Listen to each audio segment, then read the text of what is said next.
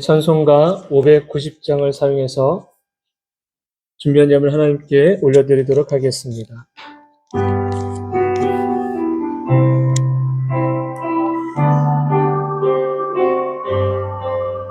논밭에 오곡백과 거두게 하신 줄 목소리 가다듬어 할렐루야 찬양. 절 따라 거둔 열매 주님의 은혜라. 참 고마우신 주를 다 찬양하여라. 사막에 샘이 솟아 꽃피게 하시니 시냇물 노래하고 산들은 춤추네. 메마른 모든 땅에 단비를 주시고 오곡이 풍성하게 축복을 주셔.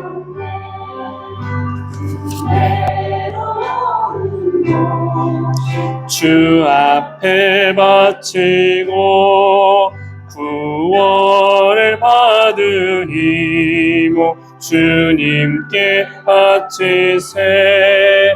겸손히 무릎 꿇어 마음을 드리고 생명을 주신 주께 다 경배 드리세. 기도하겠습니다. 무릇 여호와를 의지하며 여호와를 의뢰하는 그 사람은 복을 받을 것이라. 그는 물가에 심어진 나무가 그 뿌리를 강변에 뻗치고 더위가 올지라도 두려워하지 아니하며 그 잎이 청청하며 가무는 해에도 걱정이 없고 결실이 그치지 아니한 같으리라. 아멘. 하나님의 백성들이 지난 1년 동안 돌보아 주신 크고 놀라우신 은혜에 감사함으로 마음의 정성 어린 예물을 올려드립니다.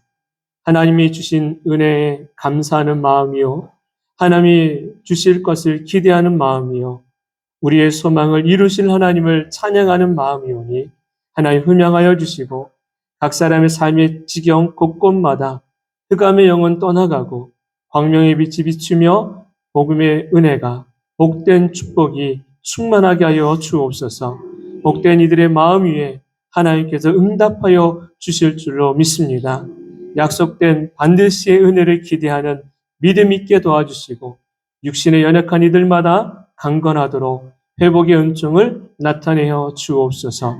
오늘도 주의 생명의 말씀을 듣습니다. 우리 영이 강건할 때 육도 강건해지게 될 줄로 믿습니다.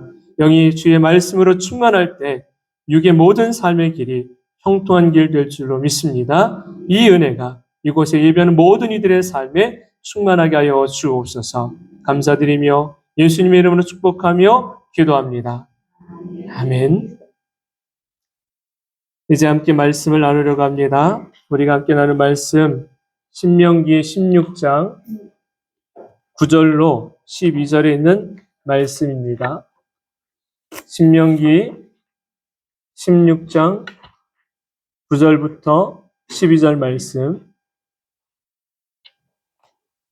찾으셨으면 우리 함께 한 목소리로 말씀을 봉독하도록 하시오. 7주를 셀지니 곡식의 낫을 대는 첫날부터 7주를 세어 내 하나님 여호와 앞에 7절을 지키되 내 하나님 여호와께서 내게 복을 주신 대로 내 힘을 헤아려 자원하는 예물을 드리고 너와 내 자녀와 노비와 내 성중에 있는 레위인과 및 너희 중에 있는 객과 고아와 과부가 함께 내 하나님 여호와께서 자기의 이름을 두시려고 택하신 곳에서 내 하나님 여호와 앞에서 즐거워할지니라. 너는 애굽에서 종되었던 것을 기억하고 이 규례를 지켜 행할지니라. 아멘. 우리가 추석을 맞이할 때 흔히 옛 어른들은 이런 말씀들을 하십니다. 더도 말고 덜도 말고 어느 때 같아라? 한가위 같아라 라는 말씀들을 하시죠. 그 뜻 안에는 추석의 때가 가장 풍성한 시절이기 때문에 부족함도 모자람도 없이 가득한 시기다라는 의미가 포함되어져 있습니다. 추수감사절을 맞이한 오늘 우리가 말씀을 나누고 준비할 때 가장 먼저 저에게 왔던 것이 이거였어요. 추석에 옛 어른들이 하셨던 말씀. 더도 말고 덜도 말고 한가위만 같아라. 하나님이 주신 풍성한 은혜가 우리에게 있다라는 사실을 기억하면 우리도 하나님 내 인생의 삶에 더도 말고 덜도 말고 지금처럼 되면 좋겠습니다. 풍성함의 은혜를 내 안에 발견하게 될 때. 여러분, 1년 중 하나님께서 베풀어 주신 은혜를 날마다 감격하고 감사하는 것이 마땅합니다.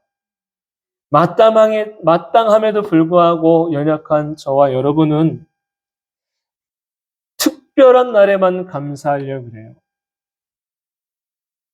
현재를 살아가는 삶 속에서 감사하고 앞으로 주실 것에 대해 감사라는 의미를 우리는 이 절기를 통해 분명하게 알아야 할 줄로 믿습니다. 감사는요, 하나님의 자녀됨을 표현하는 삶의 고백이기도 합니다. 감사할 기회가 있어서 감사하는 것은요, 누구라도 합니다. 하지만 감사할 것이 아님에도 불구하고 감사하는 것은 아무나 할 수 있는 것이 아니지요. 하나님 우리에게 감사의 수준을 높이라고 말씀하십니다. 어디까지 그럼 감사의 수준을 높여야 될까요? 말씀은 우리에게 가르쳐 주십니다. 한 말씀으로 범사에라는 것입니다. 범사에 감사하는 것이 하나님 자녀됨의 삶의 모습인 거예요. 그래서 우리는 어디까지 갑니까? 범사에까지 가려고 힘써 하루하루 순간순간의 삶을 살아가는 것이 다니엘 기도회를 우리가 지금 진행하고 있지요. 많은 분들의 간증을 들으며 제 마음에 켜켜이 쌓이는 하나님의 일하심의 모습들을 다른 분들을 통해 듣게 되고 보게 되고 제 마음에 감동되어지는 일들이 일어났습니다. 지난 목요일 날 강사로 쓰셨던 유은성 전도사님과 김정아 사모님의 이야기, 그 가정 안에서 있었던 하나님의 일하심을 여러분들도 들으셨을 겁니다. 그때 그 두 분 다 평온해 보이고 정말 무탈 없이 성장해온 삶인 것 같아 보이지만 그분들에게도 나름대로의 고난의 시절이 있었고 아픔의 때가 있었다는 것을 우리가 들었습니다. 그런데 그 가정 속에서 하나님 앞에 드려지는 삶의 모습이 있다면 항상 감사였다라는 사실이에요. 원망이나 절망이 아니라 감사였던 것입니다. 가만히 들어봤어요. 이 땅에 태어난 것 감사하고 마음껏 찬송할 수 있는 것 감사하고 기도하며 하나님의 이름을 부를 수 있는 것 감사하고 오늘 숨을 쉬는 것도 감사였습니다. 사랑하는 이들과 함께 살아가고 있는 것도 감사였습니다. 그 중에 유은성 전도사님 뇌종양 판정을 받았을 때 원망할 수 있고 절망할 수 있는 그러한 소식이잖아요. 그런데 묵묵히 그 밤에 뭐라고 말씀하세요? 하나님 감사합니다. 뭘 보고 감사했을까요? 한 가정의 아버지였는데 찬양 사역자였는데 갑자기 느닷없이 예고하지 않고 뇌종양이라는 선고를 들었을 때 저 같으면 여러분 같으면 감사할까요? 원망할까요? 감사의 제목보다는 원망의 제목이 클 거예요. 그런데 이분은 어떻게 감사해요? 하나님, 우리 아이들에게 이 병이 가지 않아서 감사합니다. 내 아내에게 이 병이 가지 않아서 감사합니다. 이 병이 차라리 나에게 있어서 감사합니다. 아이들에게 이 병이 가지 않아서 감사, 아내에게 가지 않아서 감사, 나에게 차라리 있는 것, 그것도 감사였습니다. 두 분의 간증을 들으면서 오늘 말씀의 제목이 제 마음에 새겨졌어요. 원래는 오늘 이 제목이 아니었어요. 다른 제목이었어요. 그러다가 오늘 말씀의 제목은 이것으로 해야 되겠다. 그래서 뭐라고 했습니까? 범사에 감사는 기회가 아니라 습관이다. 기회는요, 주어졌을 때만 하는 게 기회예요. 그런데 하나님 우리에게 원하셨던 감사는요, 기회 때만 하는 것이 아니란 사실이에요. 그래서 범사에라고 우리에게 말씀해 주고 있는 것입니다. 저와 여러분에게 내 삶의 습관이 여러 가지가 있는 것처럼 감사하는 것도 습관되어야 될 줄로 믿습니다. 옛 어른들은 습관처럼 하는 말씀들이 있었어요. 무슨 일이 터지면 내가 죽어야지. 옛 어른들은 그러셨어요. 내가 죽어야지. 그 다음 세대였던 어머니, 부모님 세대는요. 내 죄가 많아서 그래. 그렇죠? 그런데 이제 우리는요. 뭐라고 해야 될까요? 습관이 되려면 내가 죽어야지가 아니고 내 죄가 많아서도가 아니라 감사합니다. 이것이 우리의 언어의 습관 되기를 소망합니다. 따라서 합시다. 감사는 습관이지 기회가 아닙니다. 그러면서 지난 한 주간 동안에 내 입술의 말의 언어가 어땠는지를 생각해 봤어요. 주님이 받으시기 합당한 언어를 내가 했는가? 내 마음의 묵상이 주께서 연락받치기 합당하였는가를 생각해 보니까 그러지 않았다라는 모습이 많이 비춰졌습니다. 오늘 우리가 드리는 이 예배는 분명 누군가는 그렇게 드리고 싶어도 드릴 수 없는 그런 예배일 수 있습니다. 근데 저와 여러분은 이 예배의 자리에 왔습니다. 그러기에 우리는 어떤 사람입니까? 복된 자인 줄로 믿습니다. 누군가는 하나님을 마음껏 찬송하고 싶어도 찬송하지 못하는 이들도 있습니다. 근데 우리는 찬송해요. 그럼 우리는 누구입니까? 우리는 행복한 사람입니다. 이러한 복과 은혜를 한없이 받는 저와 여러분이 이 예배를 소중하게 여기고 감사함으로 드릴 때 비로소 우리 하나님 아버지는 기쁨으로 우리가 드리는 찬송과 경배와 기도를 받아 주실 줄로 믿습니다. 앞뒤에 계신 분들에게 우리 이렇게 한번 더 인사를 나눠볼게요. 감사는 기회가 아닌 습관입니다. 시작. 한 번만 더요. 엘림의 축복을 받으세요. 할렐루야. 본문 신명기 16장 9절 그리고 12절 말씀의 내용은 대략 이러합니다. 모세를 통하여서 하나님께서 이스라엘 백성들에게 말씀을 주셨어요. 그 말씀은 십계명이었고 그리고 이스라엘 백성들, 하나님의 백성들이 지켜야 될 절기들에 대하여 말씀을 주셨습니다. 구약시대 이스라엘에는 3대 절기가 있습니다. 3대 절기. 6월절, 맥추절, 77절입니다. 77절을 추수감사절이라고 하지요. 여러분이 알고 있는 것처럼 6월절, 출애굽 당시에 직전에 10가지 재앙이 애굽 땅에 임할 때 마지막 10번째 재앙이 무엇입니까?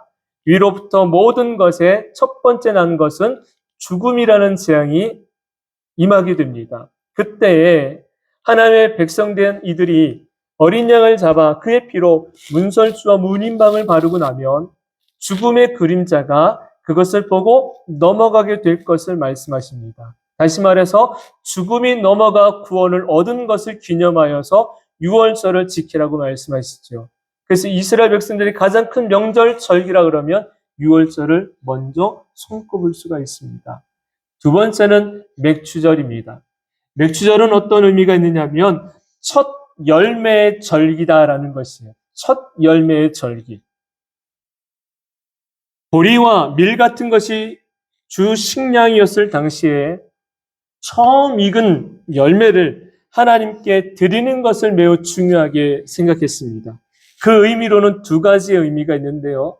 하나는 하나님께서 모든 열매를 주신 복의 근원이라는 것을 알라라는 것입니다. 첫 번째 열매를 하나님께 올려드림으로 인해서 내게 주신 모든 것의 근원은 하나님이라는 것을 너희가 기억하라는 것이에요. 그리고 또 하나는 모든 복을 주시는 분은 하나님이시기 때문에 그 복을 받은 신앙인으로서 하나님의 자녀로서 절기를 지키는 것이 온당하다라는 것입니다. 저와 여러분 누구로부터 복을 받습니까? 하나님으로부터 복을 받습니다. 그 하나님으로부터 복을 받는 사람들이 하나님께 절기를 지켜 예배하는 것이 합당하다라는 것이에요. 주셨으면 어떤 마음을 가지라? 감사하는 마음을 갖고 또한 감사했으면 다음에 다시 주실 것을 기대하라라는 것입니다. 그 신앙을 유지하고 하나님을 바라보는 것, 그것이 바로 맥주절의 의미인 것이에요. 마지막 세 번째였던 77절 본문에 나오죠. 추수감사절. 1년의 모든 시간 속에서 받은 은혜를 기억하고 감사하는 마음으로 하나님께 드리라는 것이에요. 이렇게 성도된 이들이 감사가 항상 고백되어야 된다는 것을 절기를 통해 우리에게 알려주고 계십니다. 오늘 본문의 말씀을 통해 더 큰 감사를 드리는 아름다운 성도 모두가 되기를 주님의 이름으로 축원합니다. 말씀을 중심으로 두 가지의 메시지를 전하고자 합니다. 첫 번째는요, 첫 열매의 감사가 중요합니다. 본문 말씀 9절로 10절 말씀 우리 한번 같이 읽도록 합니다. 9절로 10절입니다.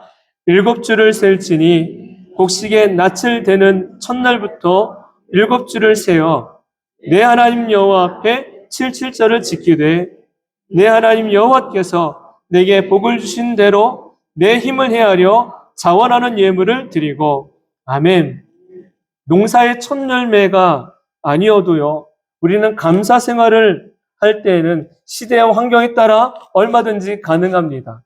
시대가 이렇고 내 환경이 이러니까 감사할 수 없는 게 아니라 어떤 환경에서든지 우리는 하나님을 감사하며 고백할 수 있어야 된다는 것이에요.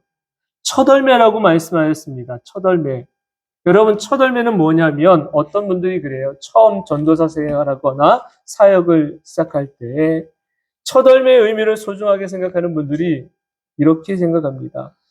사역자들이라면 첫 번째 사례비를 받았을 때 그것을 온전히 첫 열매의 의미로 하나님께 드려요. 또 다른 의미, 사업을 하시는 분들에게 있어서 첫 열매는 하루에 첫 번째 매출이 발생했을 때 그것을 구별해가지고 하나님께 드리는 거예요. 그게 첫 열매인 것입니다. 하나님께 무언가를 구별하려고 하는 마음, 그 마음을 하나님은 기쁘게 받으신다라는 사실입니다.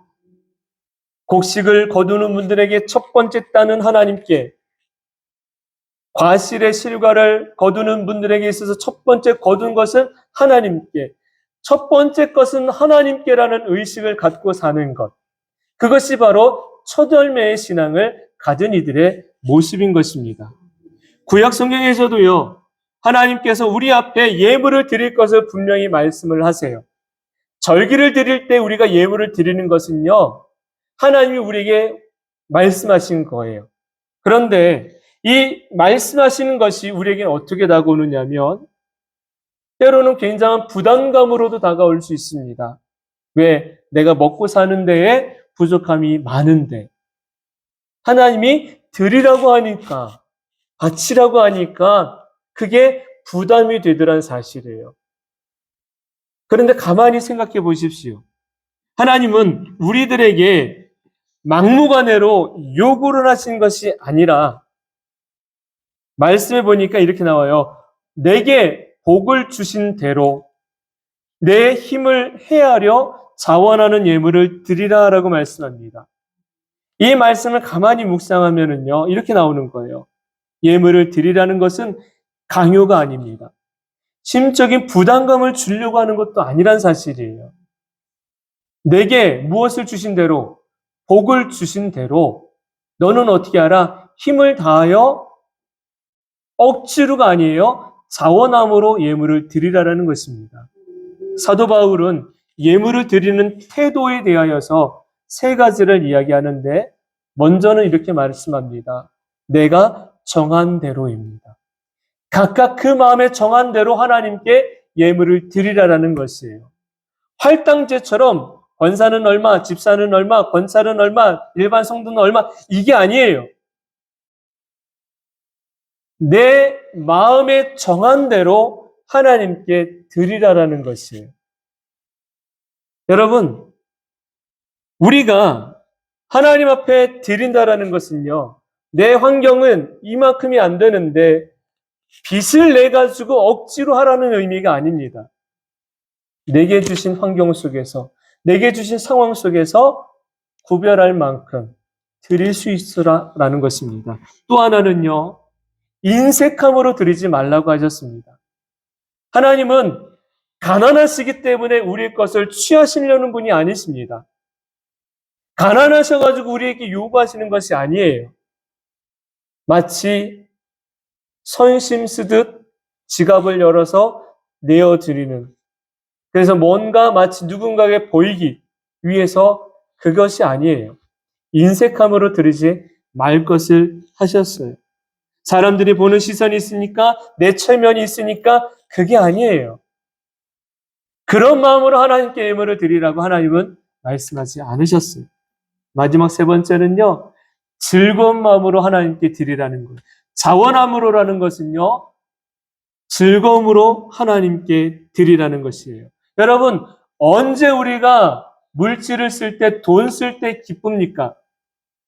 자, 술을 좋아하시는 분들, 술 마실 때, 야, 내가 한턱 쏠게. 돈 딱 내면 어때요, 기분이? 좋아요. 누군가에게 내가 한턱 쓸게. 그때는 좋아요. 쓰는 거 아깝지 않아요. 쇼핑을 좋아하시는 분들, 특히 옷 좋아하시고 명품 좋아하시는 분들, 자, 돈 쓰는 거 좋아요, 안 좋아요? 좋죠. 그래서 명품 옷 딱 사는 거 좋아요. 내가 좋아서 쇼핑하러 가자 해서 쇼핑 한 바퀴 딱 돌고 오는 거, 주렁주렁 가방 끈 들고 오는 거 좋아요. 돈 쓸 때 아까워요, 안 아까워요? 안 아까워요. 왜 안 아까울까요? 내가 어떤 데 돈 쓰니까 즐겁고 기쁘게 돈을 쓰니까 안 아까운 거예요.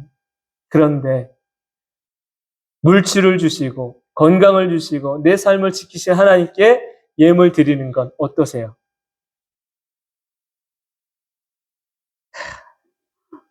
좋아요 라고도 있지만 부담돼요, 싫어요 라는 분들도 계세요. 아직도 저는 생각나는 분이 계세요. 안타까운 것은 약주 드시는 데는 안 아깝대요. 그런데 1,000원 예물 드리는 게 그렇게 아깝대요. 얼마나 안타까운지. 그분이 솔직히 그 마음을 알려주신 거예요. 목사님 아까워요. 근데 기억하세요. 하나님이 내게 건강을 주셨고 하나님이 내게 물질 받을 수 있는 기회를 주셨고 일터를 주셨기 때문에 내가 먹고 쓸 수 있다라는 사실입니다. 그 복을 주신 근원 되신 하나님을 우리가 예배하지 않고 그분을 향하여 우리가 마음에 정성 어린 것을 구별하지 못한다면 더 이후의 것은 기대할 수가 없다라는 사실이에요. 여러분, 우리가 분명하게 알아야 되는 것은요, 예물의 가치는 드리는 사람의 정성이 담겨져야 된다라는 사실이에요. 하나님은 예물이 금액이 많고 적음을 보시는 것이 아니라 드리는 자의 마음이 그곳에 있느냐 있지 않느냐인 것입니다. 옛 어른들은 예배를 드리고 예물을 드릴 때 어떻게 드렸대요? 빳빳하게, 가능하면 새 돈으로 구별돼가지고 구겨져 있으면 다리미질이라도 해가지고 그렇게 정성을 모아서 드리는 마음들이 있었던 거예요. 그분들의 그 정성과 그 마음과 그 기도가 있었기 때문에 지금 이 나라가 여기까지 온 것이에요. 지금의 젊은 청년들의 시대는요, 하나님을 향한 이 경외함과 이 마음들이 찾아보기 힘들어요. 안타까운 것이요. 우리가 하나님을 어떻게 예배해야 되는지를 우리는 자녀들에게 가르쳐 줘야 될 것입니다. 예물은요, 내가 복을 받을 수 있는 보험이나 적금이 아니에요. 내가 예물을 많이 하면 내가 복을 많이 받겠지, give and take가 아니란 사실이에요. 하나님께서 내게 주신 은혜에, 내게 주신 축복에, 나에게 주신 그 사랑에 감사하여서 드릴 수 있는 것, 그것이 하나님이 받으시는 것이라는 사실을 잊지 마시기를 바랍니다. 또한 하나님이 예물을 드리라고 한 것은요, 연약한 이들을 돌보라라는 것입니다. 추수감사절 여러분 보시는 것처럼 많은 과일들이 있지요. 이것을 하나님이 받으시고 난 다음엔 어떡합니까? 왜 11절 말씀에 이 말씀을 주셨을까? 11절 말씀 한번 보십시오. 제가 읽어드릴게요. 11절에 보면 이렇게 나옵니다. 너와 내 자녀와 노비와 내 성중에 있는 레위인과 및 너희 중에 있는 객과 고아와 과부가 함께 내 하나님 여호와께서 자기 이름을 두시려고 택하신 곳에서 내 하나님 여호와 앞에서 즐거워할지니라. 다시 말씀드리면은요, 추수감사절은요, 우리만 감사하고 기뻐하고 즐거워하라는 것이 아니에요. 객과 고아와 과부, 다시 말하면 드리고 싶어도 드릴 수 없는 이들과 함께 더불어 하나님의 이 축복하심의 은혜를 나누라는 것입니다. 그래서 제가 먼저 우리 성도들에게 선포했지요. 오늘 우리가 이 예배를 드리고 나면 과일들을 모아서 나누어 인근의 작은 교회, 우리 교회보다 더 힘들고 어려운 교회 목회자들에게 나누어 주겠습니다라고 알려드렸던 거예요. 지난 수요일 날 한 기업체에서 안산시에 있는 교회를 섬기는 마음을 가지고 무슨 행사를 했느냐면 쌀 나눔의 행사를 했습니다. 자랑하지 않았어요, 그 기업이. 그런데 하나님 주신 마음으로 힘겹고 어려운 작은 교회들에게 이 추수감사절 강단에 하나님 베푸신 쌀 한 가마니라도 올려드리면 좋겠다라는 거예요. 그래서 20kg짜리 100포를 준비하셨어요. 가장 좋은 쌀로. 제가 딱 보니까 그날 아침에 도정한 쌀이더라고요. 김포, 금쌀. 그 100포를 인근의 작은 교회들에게 나누어 주었습니다. 여러분, 코로나 이전과 이후에 이 대한민국에서만 전국적으로 약 8,000개의 교회가 문을 닫았어요.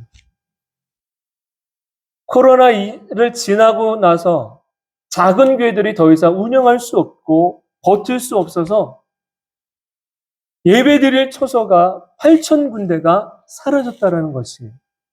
안산시에서만 코로나 전에 1,070개의 교회가 있었어요. 안산시청의 통계로. 제가 언젠가 말씀드렸죠. 코로나가 끝나고 나니까 작년에 안산시에서도 약 300개의 교회가 사라졌습니다. 이 한 교회에서, 이 한 도시에서 300개의 교회가 사라졌으니 전국적으로 8,000개, 어쩌면 더 많은 교회가 문을 닫았다라는 의미일 수가 있습니다. 이럴 때에 하나님은 어떻게 하기를 원하십니까? 나누기를 원한다는 사실이에요. 슬픔을 나누면 어떻게 될까요? 슬픔을 나누면 반으로 줄고 기쁨을 나누면 2배가 되지요. 여러분, 우리가 그리스도의 사랑을 얻은 자로, 그리스도의 사랑을 받은 자로 또한 그것을 나누는 것이 주가 기뻐하시는 것인 줄로 믿습니다. 그러기 위해서 우리가 이 마음들이 모아져야 되는 것이에요. 왜 우리가 인도네시아 선교를 가려고 합니까? 안 가봤으니까 한번 가보려고요. 호기심 때문에 아닌 거예요. 아까 우리 집사님 기도하셨던 것처럼 하나님이 우리에게 주시는 마음을 가지고 어떻게 하면 더욱더 실질적으로 그 선교지를 위해 기도할 수 있을까? 그냥 뚜렷하지 못한, 그러나 가서 보고 오면 분명하게 우리가 무언가를 배우고 올 것이고 하나님이 원하시는 선교의 방향을 분명하게 잡고 우리가 그것을 위해 기도할 수 있기 때문에 그 기회를 우리에게 허락하셨다는 사실이에요. 이제 2달 남았습니다. 2달의 시간도 금방 갈 것입니다. 선교팀만 가는 것이 아니라 남겨져 계신 분들은 함께 마음을 모두어 주셔야 됩니다. 기도해 주셔야 되고, 나는 못 갔지만 내가 조금이라도 예물을 모두어서 선교지에 있는 분들을 섬길 수 있다면 함께 마음을 모두어 주시기를 바랍니다. 그렇게 하나님은 우리들에게 그 하나님의 은혜와 사랑을 나누라고 이 절기를 허락하셨다는 사실이에요. 그렇다면 그 나눔의 은혜를 온전히 행하는 이들이 되는 것, 바로 저와 여러분의 역할인 줄로 믿습니다. 두 번째 말씀의 제목은 이것입니다. 범사에 감사는 기회가 아닌 습관이다. 본문 말씀 11절, 12절 한 번 더 같이 읽지요. 시작. 너와 내 자녀와 노비와 내 성중에 있는 레위인과 및 너희 중에 있는 객과 과와 과부가 함께 내 하나님 여호와께서 자기의 이름을 두시려고 택하신 곳에서 내 하나님 여호와 앞에서 즐거워할지니라. 너는 애굽에서 종되었던 것을 기억하고 이 규례를 지켜 행할지니라. 아멘. 우리 한번 해보겠습니다. 감사는 기회가 아니라 습관입니다. 여러분 기억하십시오. 감사는 기회가 아니라 습관입니다. 우리의 감사는요, 감사의 기회를 자꾸만 찾으려고 합니다. 그런데 하나님은 감사의 기회보다는 조금 더 높여서 감사가 습관이 되라고 말씀을 주시고 계십니다. 습관은요, 어떤 상황에서도 나타나게 됩니다. 쉽게 사라지지 않습니다. 나쁜 습관은 나쁜 결과를 만들지만 좋은 습관은 좋은 결과를 만들어낸다는 것을 우리는 잘 알아요. 나쁜 습관을 버리고 좋은 습관을 가지십시오. 그 좋은 습관 중에서도 가능하면 감사의 습관을 갖게 되기를 소망합니다. 우리는 하늘을 바라보면서 소망합니다. 그런데 중요한 것, 하늘의 소망을 이루어가고 내 인생의 소망을 이루어가는 마스터키가 뭐냐면 바로 감사에 있다는 사실이에요. 자녀가 부모의 통장의 지갑을 여는 것도 어디에 있습니까? 감사하는 데 있는 거예요. 자녀가 부모님에게 감사합니다, 감사합니다 하면은요, 지갑을 자꾸 열 수밖에 없어요. 그렇지 않아요? 하나님께도 마찬가지인 거예요. 하나님 앞에도 감사합니다, 감사합니다 하면 하늘의 아름다운 복의 문이 열려지는 거예요. 하늘의 복의 문을 여는 마스터 키는 감사다라는 사실이에요. 다윗은 그 하늘의 복의 축복을 누구보다 받은 풍성한 인물이다라고 말할 수 있지요. 시골 목동으로 있던 그가 한 나라의 위대한 왕, 가장 왕성한 왕국을 이룬 인물이었습니다. 그러한 복을 어떻게 얻습니까? 그는 모든 삶의 순간에 하나님 감사였습니다. 우리가 잘 아는 시편 말씀을 무수히 많이 읽잖아요. 그런데 다윗이라고는 다윗의 삶에 괴로운 일 없었겠습니까? 억울한 일 없었을까요? 애통하고 비통한 일 없었을까요? 얼마나 많았습니까? 비통한 일도 있었고요. 억울한 일도 있었고요. 정말 말도 안 되는 일도 있었어요. 그런데 그 모든 상황 속에 그 끝이 중요해요. 끝은 무엇으로 열매 맺느냐 하면 하나님 땡큐예요.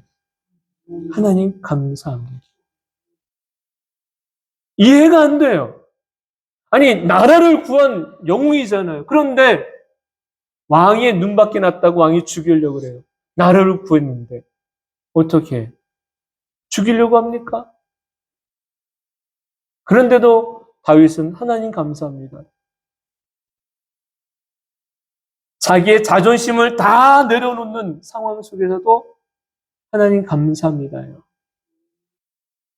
다윗이 마지막 순간까지 하나님의 칭찬을 받을 수밖에 없었던 가장 큰 이유는 감사했구나. 모든 그의 인생의 끝에는 하나님 감사. 이것이더란 사실이에요. 저와 여러분에게 하나님 그 감사를 고백할 수 있길 바랍니다. 지난 금요일 날 둘째 아들이 밤 새벽 1시 반에 들어왔어요. 용산에서 있는 청년 찬양 집회를 한 교회에서 진행해서 갔다 온 거죠. 당부했어요. 얘야, 10시 반 전에는 절대 나와야 된다. 왜냐하면 전철이 끊어지니까. 10시 반 전에는 꼭 나와라. 무슨 일이 있어도. 근데 전화가 오기를 11시 반에 전화가 온 거예요. 봐, 이제 끝났어요. 헐, 큰일 난 거예요. 뭐가 끊어지는데? 전철 끊어지.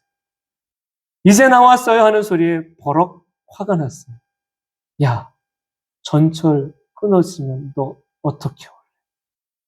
왜 엄마 아빠의 말을 이렇게 안 듣냐면서 그 순간 화가 확 난 거예요. 아이가 딱 문자를 보냈어요. 아빠, 문고리는 걸지 말아주세요.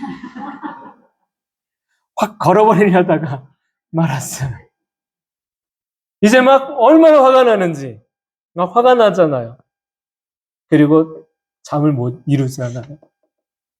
시간은 점점 흘러가는데 연락이 없는 거예요. 어떻게 오는지. 전화하니까 전철을 타고 제가 검색을 해봤어요. 그 시간에 전철이 있는가. 아니나 다를까 전철 없어요. 오는 게 그나마 구로역까지 오는 것밖에 거기서는 없더라고요. 야, 큰일 났다. 내심, 그날 여러분도 아시잖아요. 얼마나 추웠어요. 눈비가 내렸고 강풍이 불어서 추운 날. 아이가 아침에 갈 때 두툼한 거 입고 가. 눈 오고 바람 부니까. 말 들었을까 안 들었을까요?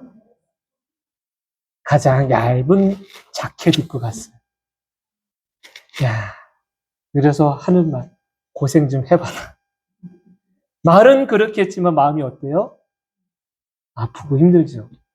그리고 나서 1시간쯤 있다가 아이한테 연락이 왔어요. 10시 한 20분쯤 됐나? 아빠, 저 택시 타고 가고 있어요. 1시쯤 됐어요. 어디냐? 이제 용산에서 오니까 톨게이트 지나면 전화해. 톨게이트 지났대요. 그럼 제가 또 내려가야 되잖아요. 너 돈 있냐? 아빠가 있잖아요. 그때 이제 아빠 찬스를 쓰는 거예요. 이제 와가지고 저는 1시부터 나가서 기다리는 거예요. 바깥에서. 여기서 오나 저기서 오나 20분 동안. 바람 부는 거기서. 화 나요 안 나요? 화 나지요. 그런데 그 순간에 목요일 날 그분들의 생각이 나는 거예요. 아, 감사할 거리가 생각이 나더라고요. 그러면서 이것을 감사하는 거죠. 처음에는 조금 일찍 나왔으면 이렇게 고생하지 않아도 되고 걱정하지 않아도 되는데 그나마 이 녀석이 그래도 어디 엄한 데로 가지 않고 택시라도 타고 올 수 있고 졸지 않고 집까지 무사히 올 수 있다는 것이 그냥 감사이더라고요. 그래서 1시 20분 택시 아저씨를 만나자마자 도착해서 제 카드로 지불하고 감사합니다라고 인사를 드리고 아이한테는 아무 말도 하지 않았어요. 야, 늦었으니까 씻고 자라. 자라. 이 아이도 알지요. 자기가 잘못한 것을. 여러분, 감사는요. 우리 인생도 마찬가지예요. 하나님이 이거 이렇게 하면 이렇게 하는 것보다도 누구 뜻이 많아요? 내 뜻이 많아요. 야, 추우니까 이거 입고 가. 싫어요. 전 좀 얇은 거, 내가 좋아하는 거 입고 가야 돼. 이거 먹어. 싫어요. 내가 좋아하는 거 먹어. 여기 가야지. 싫어요. 내가 하고 싶은 거. 여러분, 우리가 그런 인생을 얼마나 많이 살고 왔습니까? 그럼에도 불구하고 하나님은 어떻게 하셨을까요? 그 가운데서도 우리를 돌보아주고 계셨다는 사실이에요. 우리는 무엇 때문에 감사합니까? 무엇 때문에 감사합니까? 더 궁극적으로 감사할 제목은 어디에 있느냐면 바로 예수님 때문에 감사해야 되는 것이에요. 예수님이 나같이 부끄럽고 부족한 사람을 위해서 이 죄인을 위해서 이 땅에 오신 그 예수님 바라보며 우리는 무한 감사를 해야 되는 것이에요. 예배를 마치고 나면 우리는 이제 2시간 있다가 권사 취임 감사 예배를 드립니다. 이 시간은요, 그냥 두 분만 임직을 받는 두 분만을 위한 자리가 아니에요. 아름다운 교회 모든 이들의 잔치이고 감사의 제목이 되는 것입니다. 세울 수 있는 분들이 계심에 감사이고 그 뒤를 이어받아 따를 분들이 계시다라는 것이 감사이고 우리 모두를 향한 하나님의 축복의 시간이라는 것을 우리는 감사해야 될 줄로 믿습니다. 범사의 감사는요, 어느 날 갑자기 찾아오지 않아요. 이제부터라도 감사를 내 습관처럼 내 몸에 익히시기를 바랍니다. 내 입술에 담으시기를 바랍니다. 그래서 범사의 감사, 주님 감사합니다. 주님 감사합니다. 이 감사의 고백이 저와 여러분 가운데 가득하게 될 때 주가 주시는 풍성한 은혜로 우리 인생의 삶은 더욱더 풍요롭게 될 줄로 믿습니다. 예비하신 여호와 이레의 축복을 받는 아름다운 성도 모두가 되기를 주님의 이름으로 축원합니다. 우리 이 시간에 함께 찬송하려고 합니다. 하나님 우리에게 약속하셨던 찬송 가사처럼입니다. 여호와 하나님은 우리에게 복 주시기를 원하는 분, 그 분을 우리는 이 시간 예비합니다. 그리고 그분의 이름을 찬송하고자 합니다. 하나님 받으시옵소서라며 함께 찬송합시다.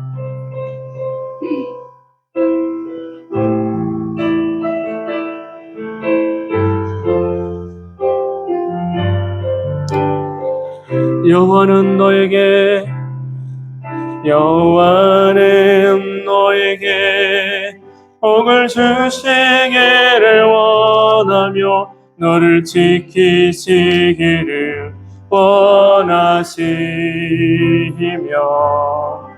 여호와는 그 얼굴을 너를 향하여 드사 은혜와 평강 주시기 원하노라. 여호와는 나에게 복을 주시기를 원하며 나를 지키시기를 원하시며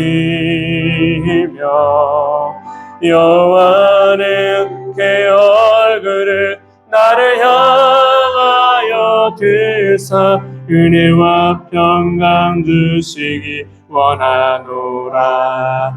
나를 보배롭고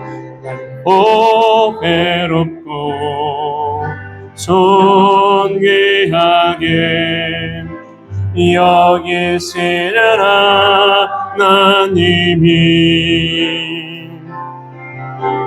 내 삶 속에서 이 약속을 신실하게 이루시리.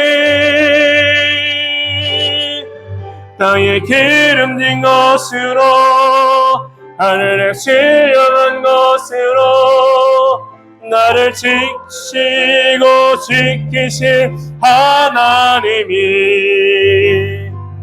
나의 영혼 살되도록 은혜 베푸시며 평강으로 인도하. 땅에 기름진 것으로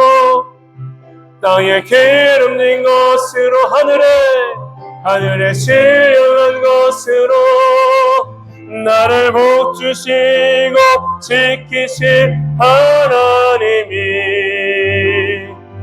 나의 영혼 살되도록 은혜 베푸시며 평강으로 인도하시리.